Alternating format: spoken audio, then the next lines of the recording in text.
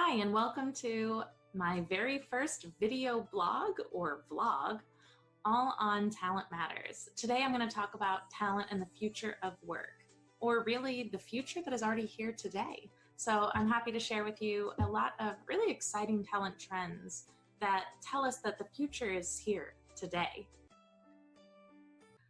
So as we talk about some of the talent trends happening today, I really think about the fact that we as a species, as humans, we are changing. We're living longer, healthier lives, and this has a huge impact on the way that people work. It means that we are both able to and sometimes need to work longer. And over the lives of a career, you might have multiple different careers that suit different stages of your life or also are just necessitated by the changing economy. So one talent trend that we are definitely seeing today is that people are living and working longer and having multiple careers during their lifespan. These careers aren't just an outcome of living longer. They're something that's made available by different resources, by the ability for people to learn and take on new and different challenging careers throughout. And as part of that, people have to learn and really adjust to those new careers. We're also seeing a really big shift of people moving towards cities. I know I myself grew up in the middle of the country. There were farms and orchards, and I even moved closer to the city.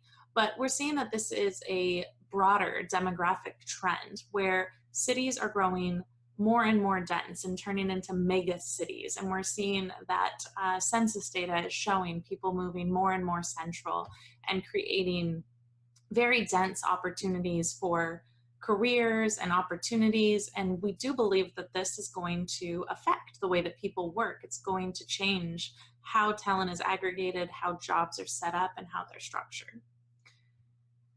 Even though people are moving closer together in big cities, we're also seeing a trend where people now have the technology available to work anytime and from anywhere. We definitely have seen this in the past few decades with telecommuting on the rise, but more than just the notion of telecommuting is the ability to access and connect no matter where you are. So this vlog is a great example. You and I are connecting even though we might be oceans, miles, and time zones apart. And it really opens up the opportunity for people to connect in different ways. Another way that people are connecting differently to work is through this notion of the gig economy. And this is around individuals really going after gigs or singular jobs or projects rather than necessarily taking on full-time employee status with a company. So we're finding that there are niche pockets of skills and tasks to be done where individuals can do them on an optional and one-by-one basis rather than the normal proposition of being a full-time employee. I think this can be a really exciting area, especially when corporations realize the power of they themselves being able to tap into the gig economy and how that can transform the access that they have to the skills and the types of people that they need. Then there's also this notion of teaming. So while historically a lot of things have been thought about as at a job level, as a person who does work aligned to the tasks, the responsibilities that they're given, we're seeing a shift now of a lot more things happening in teams. Teams that are a combination of unique skills and abilities that together can really produce extraordinary outcomes. I think there's a really cool interplay available in the gig economy along with teaming, where really people can start to bid on jobs or bid on projects that they don't necessarily have to do on their own, but as a team might be best suited for and can distribute the money out of those projects amongst themselves.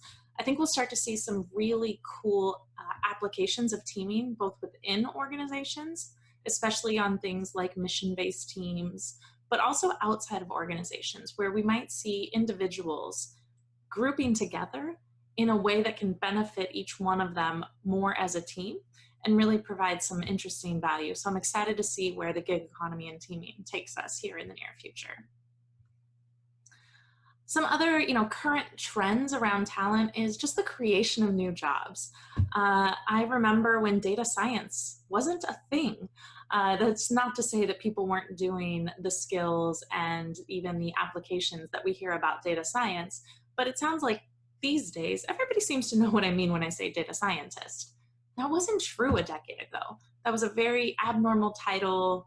You maybe heard it a couple times, but definitely not as job postings and things. And now it's prolific. And what we're seeing is these new types of jobs are becoming way more common, but also way more specific and niche. I can't help but laugh that I saw a job posting about something called a bot farmer. Now, as someone who grew up near farms myself, I have a very specific picture of a farmer in my head. And let's just say the bot farmer is not someone out pitching hay and tilling the fields, but a bot farmer is really a person who works with things like chatbots and helper bots and can help the algorithms be smarter and better. And the amazing thing is just that's a job title now. And I think there's just going to be a continuing proliferation of these exciting new jobs that are coming as a result of how work and the ways of work are changing. One of the biggest contributors to these new jobs and the way that work is changing is the notion of automation. You've probably seen a lot of headliners trying to get you to click on articles about how robots will take away our jobs. I don't necessarily believe that robots are going to be taking our jobs, but I do believe automation is very strongly changing the way people work, even who they work with, and the types of tasks that we might have humans do. An older example that I like to use is really around the ATM or automatic cash machine, depending on how you like to call it. But really, there was a fear that when these machines that were able to dispense cash would do away with the teller job with inside of banks. And that's not necessarily true. What it did was it opened up the opportunity for tellers to provide more uniquely human services, to answer questions, to provide the human touch for those who preferred it over those who just wanted to get cash quickly. There's actually a lot of articles around this, and in fact, it's funny, there's a little bit of controversy over whether or not the ATMs did or didn't disrupt jobs, but it's a great way to think about how new automation and machines can come in and change our work slightly, but also allow us to be more human and to apply very unique skills, which is another big trend that I'm seeing. When we start to think about the skills of the future, the trends that are happening today are around individuals having the ability to enter in that uniquely human set of skills into the automation and into the data process. So you think about those bot farmers, that is a perfect example of a human working with an algorithm or a bot to make it better, to make it more appropriate and make it work the way that we would intend it to. And I think you're going to see a lot more uniquely human skills come in demand, especially around collaboration, problem solving, and having the skill set to really work with, not against, these automation techniques. And when I call out the need for skills specifically, it's because I see another trend really happening, and it's around the notion of skills versus jobs. I believe jobs are a thing of the past. Believe it or not, they're actually not very old. Jobs only came about in the last couple hundred years as a thing that existed in job descriptions. But we seem to have really focused the workforce around the notion of a job description and job tasks. But these days, the trend is shifting more towards skills and abilities and what someone is capable of doing in order to get the work necessary done. So as these new unique roles come up and shift, and as very specific, unique human combinations of skills are required, I think we'll even see more of a move away from the notion of jobs and an emphasis on what people are capable of doing and providing into the role. I also think in the same time, those skills are going to have a half-life. So when we think about the things that we'll need to know and understand and grow, the length of which they are most useful to people will probably start to shrink. I think of many areas, especially those people who maybe are working on analytics today. We might start to see that the skills shift more towards being able to work with analytics programs rather than doing the analytics ourselves or interpreting the analytics. These are all things that might come about over time. And that's really because if jobs are shifting continuously, if automation is changing out the way we work and how we need to focus, then it makes sense that our skills are going to need to continue to grow, to change, to shift. And some of the skills that we had in the past may be a little less relevant in the future. And then finally, in order to sustain that, there's going to likely be an even bigger educational disruption.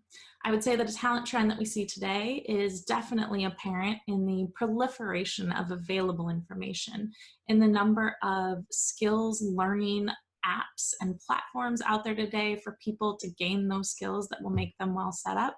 And these are pieces that are going to continue to be important. And it might become a bit harder for long-term, you know, college degree type education to be able to turn around skills as fast as are needed, especially when you think about the half-life of skills and the ever-changing role of the future.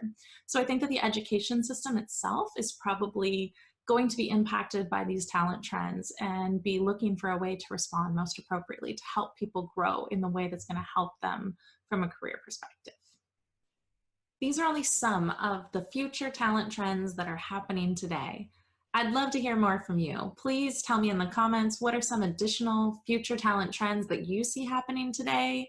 I'd love to know what you think. Are these good? Are they bad? Maybe what are some of the talent trends that you're most excited about, or maybe even a little fearful about? And if there's any other talent trends that you think I should be discussing here, please let me know. I'd love to hear from you below. Again, thank you for joining. I am Heather Whiteman, and I am a all things people at work enthusiast. I hope you are too. Please subscribe, please like, and I'm looking forward to making more videos again in the future.